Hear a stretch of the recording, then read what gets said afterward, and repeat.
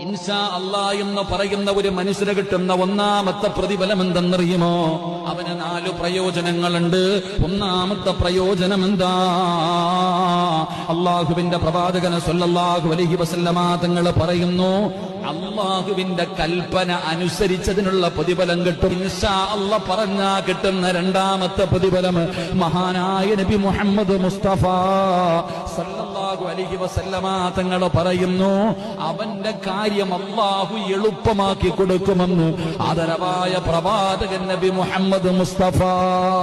ഇൻഷാ അല്ലാഹ് നാളെ ഞാൻ ഉണ്ടെങ്കിൽ സത്യമായിട്ട് ഞാൻ തരാം എന്ന് പറഞ്ഞു. പക്ഷെ കൊടുക്കാൻ പറ്റിയില്ലെങ്കിലും എന്റെ പ്രിയപ്പെട്ടവരെ, നമുക്കതിന്റെ അതിന് പകരമായി ചെയ്യേണ്ട കാര്യത്തിൽ നിന്ന് ആ ഒരു ഇൻഷാ അല്ലാഹ് പറഞ്ഞതിന്റെ പേരിൽ ചിലപ്പോൾ നമുക്ക് രക്ഷപ്പെടാൻ പറ്റും. ഇല്ലെങ്കിലോ അതിന്റെ ശിക്ഷ കൂടെ നമുക്ക് അനുഭവിക്കേണ്ടി വരും. അള്ളാഹു കാക്കുമാറാകട്ടെ, അള്ളാഹു പുറത്തിരുമാറാകട്ടെ.